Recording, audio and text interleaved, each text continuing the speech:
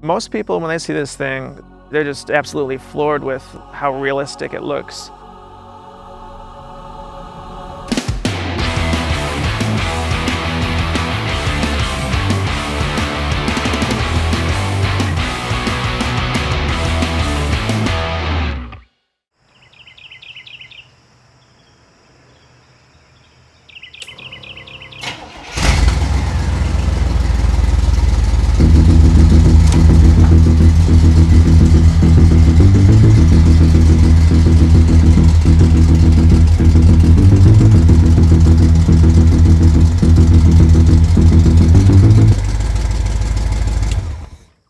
I'm the owner and builder of the replica of the Warthog from Halo. I've built this thing from the ground up completely solo on my own. 5.5 years of labor, thousands of man hours, thousands of dollars, and the few times I've nearly killed myself in the process of building it. I'm a big Halo fan. I've been ever since I first played it. This was back in like 2003. I'm trying to build this thing as close to the actual Warthog as possible.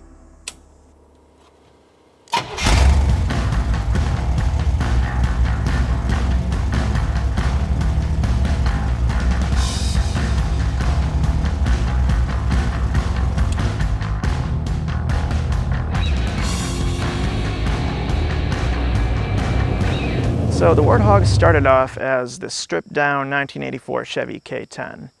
Just an old school 80s pickup truck. The engine is based off a 1984 Chevy 350, but I've rebuilt this. It's really exhilarating because it's like one of the most badass things you could drive.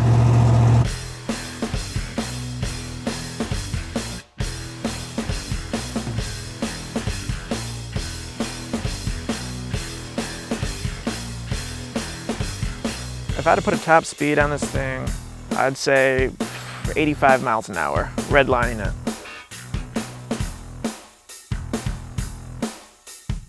Yeah, I was surprised when we first decided to do it and bought the truck and totally stripped it down to just about nothing and started over with it.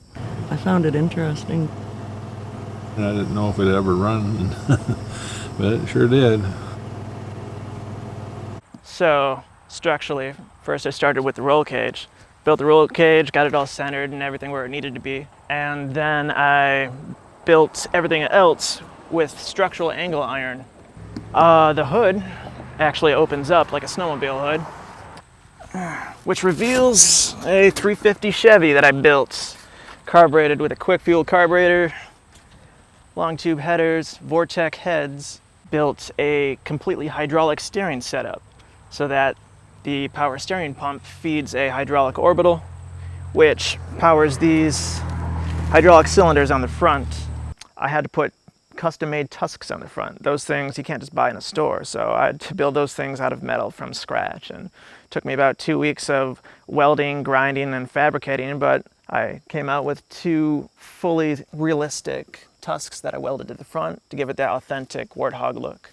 You have to put blinkers on it, so that's what these little guys are, LED blinkers.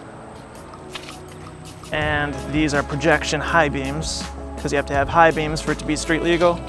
Your normal headlights, the off-road lights. I used a 3D printer to construct some of the tricky bits, like the rear view camera cover, different odds and ends, like the covers for the front headlights. There's different things that are just hard to craft, so a 3D printer is actually the best way to go about it. So a lot of measurements went into every little angle, every piece of it, to make everything fit together. I'd say the hardest part about building this thing is probably the things I didn't expect. I've had to rebuild the engine 3 different times for different reasons. The dashboard is completely functional. There's a speedometer, there's a fuel gauge, there's button switches for all your lights and airbags, the heater, and these seats are actually racing seats bought off of eBay. They're fitted with a 4-point safety harness to keep you strapped in. Thus far, I've spent at least 10, 11 grand in material costs. As for the value, it's hard to say how much it would actually sell for, but ballpark figure, if it sold to a diehard Halo fan, I could probably get upwards of 100 grand, I think.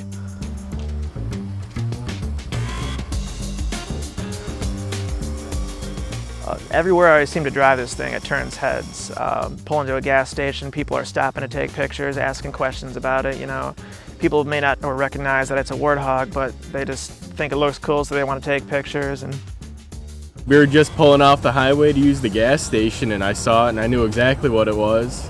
Told my wife, I was like, oh, it's like there's a Warthog over there, we got to go check it out. You know, I grew up playing the first Halo.